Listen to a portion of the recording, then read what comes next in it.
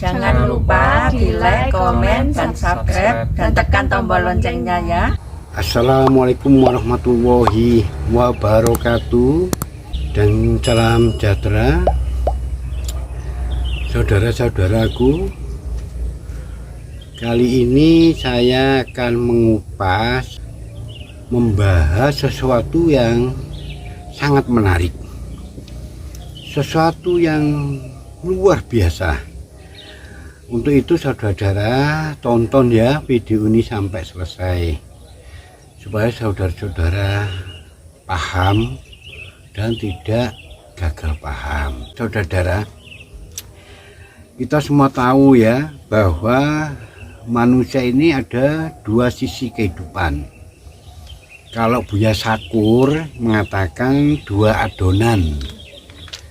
Jadi satu adonan kehidupan jasmani, yaitu tubuh ya, yang berwujud benda, yang bisa kita lihat, yang kita bisa pegang ya. Jadi wujud benda ya. Ini beserta perangkatnya organ tubuh ya. Nah, karena sifatnya benda, berhubungan juga dengan benda-benda yang lain ya, berhubungan dengan benda-benda yang lain. Kehidupan jasmani ini ya sangat terikat, sangat terkait. Bahkan kita manusia bergantung, tidak hanya berhubungan tapi bergantung ya.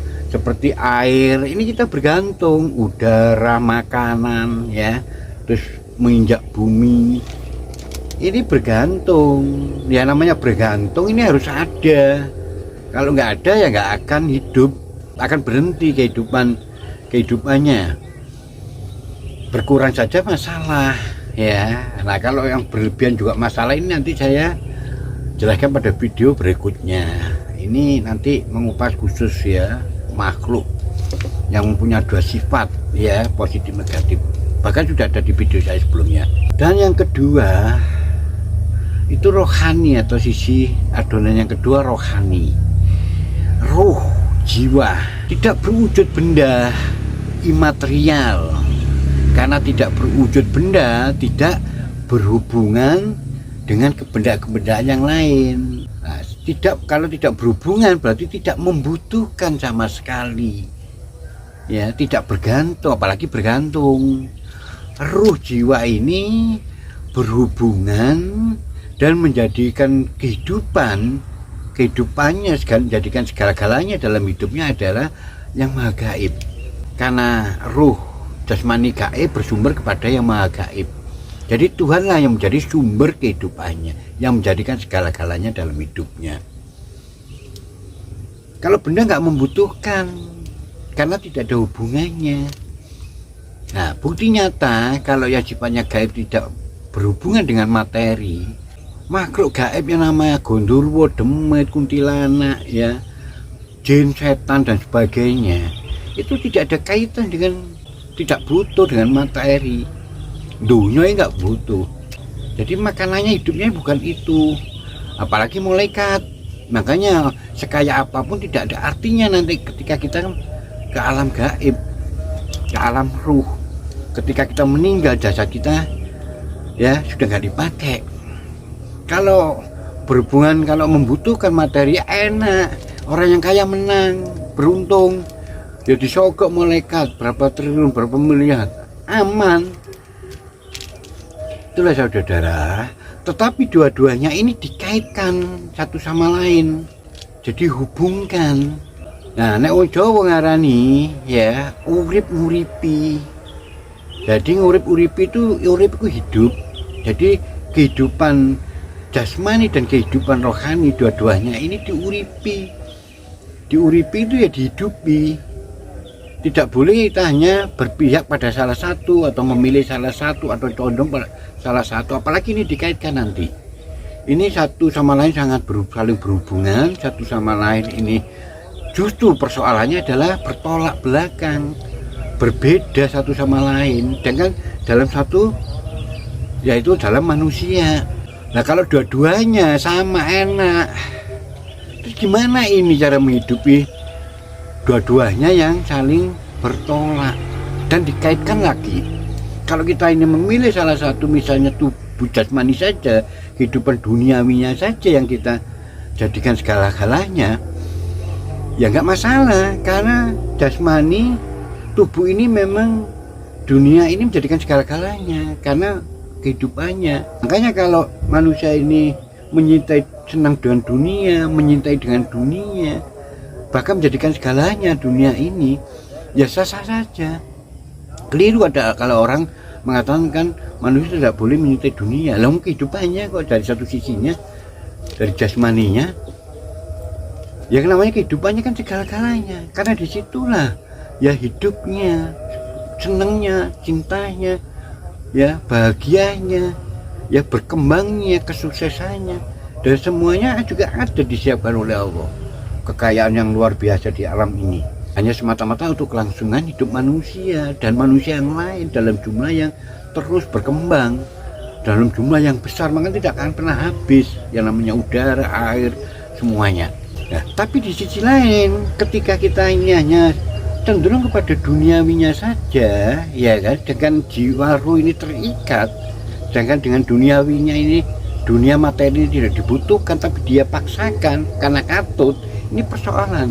Karena dikaitkan tadi, ya di satu sisi jiwa ruh ini kehidupannya akan berkurang, bahkan akan tertinggal karena dialihkan ke duniawi.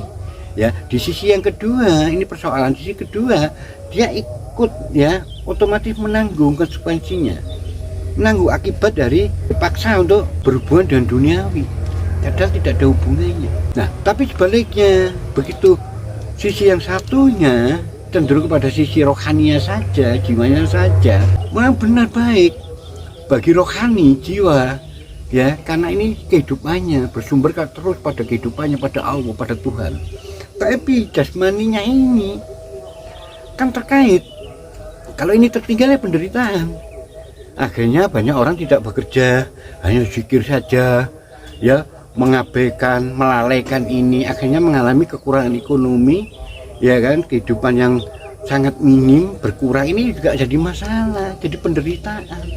Sesuatu yang lama-lama tidak mendapatkan kehidupannya, ya makannya kurang, ya lemas, lama-lama namanya lemas, lama-lama ya sakit, ya kan, penderitaan. Ya sama, dua-duanya ini sama.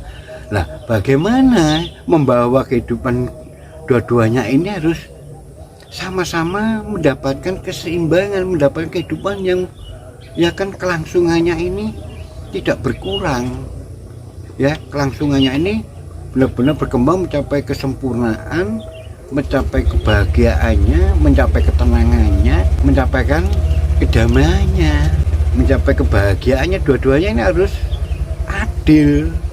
Tapi manusia nggak bisa. Kalau mengandalkan manusia, mengandalkan aku, ya aku bisa, satu sisi aku bertuhan, sisi lain aku juga bekerja keras, oke, ya kan. Tapi apa yang terjadi ini harus presisi, tidak boleh kurang, tidak boleh lebih, harus tepat, harus sama, tidak boleh bobot sebelah. Gimana mengaturnya? Wong kita sendiri nggak tahu apa-apa, manusia nggak tahu apa-apa. Wong perut kosong aja kita nggak pernah tahu, tutup kulit. Tahunya kan perut ini minta makan, minta diisi. Perut ini, dalam perut ini memunculkan rasa lapar, baru kita tahu. Kenyang penuh juga tidak tahu rasa kenyang yang memunculkan. Apalagi yang rohani, yang imaterial, yang tidak bisa terlihat, tidak bisa dipegang. Kita ini barang jadi. Tuhan ini sudah, Tuhan yang merancang, mendesain, yang mensistem dan segala macam. Tubuh ini sudah jadi, sudah otomatis. Kita kencing nggak perlu cari setelan, air yang sudah penuh dalam wadah ini akan diatur, itu dikeluarkan, makan, sudah dicerna dalam, ini sudah otomatis. Kita tinggal memahami, mengetahui. Nah di antara ada dua kehidupan ini, lahir dan batin ini tuh ya opo gitu loh.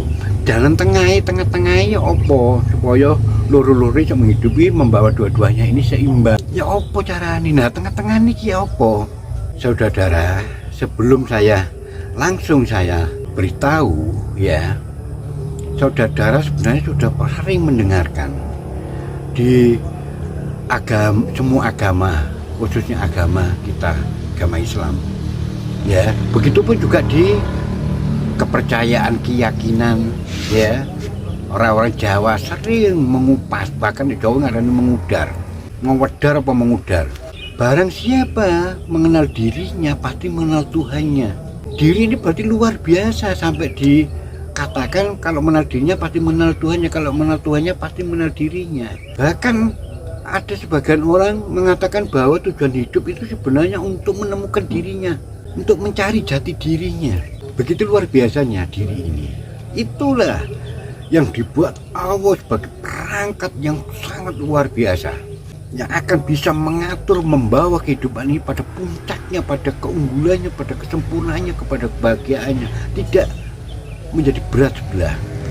Diri ini sebagai perangkat, ya, yang menjadikan sumber, ya, dari dua kehidupan ini. Dan diri ini letaknya di tengah-tengah, jadi antara lahir dan batin, antara jasmani dan rohani, dan tempatnya sangat tersembunyi, sangat dalam.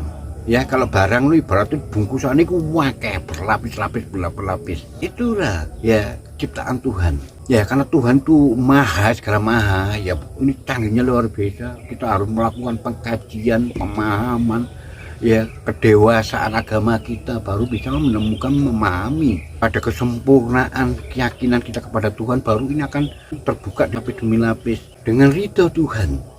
Karena fokus kecintaan kita pada Allah untuk mencapai kesempurnaan, Tuhan akan membuka hati kita, memahamkan perangkat-perangkat diri kita, membuka. Nah, maka ketika kita sudah bisa mengenal diri, artinya kita sudah bisa menemukan diri, artinya kita sudah berada pada diri. Berarti diri ini sudah dibuka lapis-lapisnya, sudah melalui fase demi fase, hijab demi hijab ini satu sama lain sudah terkelupas. Tabir ini kebuka. Rahasia-rahasia ini kebuka. Nah, akhirnya diri ini memosisikan bentuknya, ya kan? Dia tampil, ya, dia muncul, dirinya muncul, kekuatan, kecanggihan, cahayanya, energinya luar biasa. Nah, diri inilah yang mengatur, yang membawa, yang menjadikan kelangsungan berkembangnya kehidupan dua-duanya, mencapai kesempurnaannya, kebahagiaannya, ketenangan, kedamaiannya, keunggulannya. Ya, diri inilah yang dibuat Allah untuk misterinya manusia, untuk mencapai kesempurnaan itu. Nah, disitulah saat kita kembali kepada Allah dalam kondisi kehidupan ini, namun Jawa urip-uripi, benar-benar hidup kita hidupi, ya, dengan yang sudah sampaikan tadi.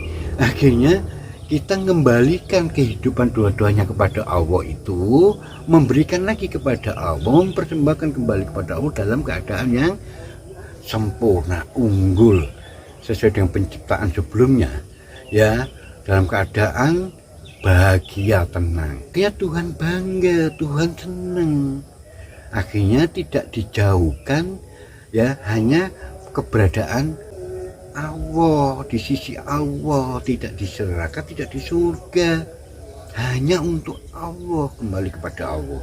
Saudara-saudara, yang bisa saya sampaikan, akhirul kalam, wassalamualaikum warahmatullahi wabarakatuh.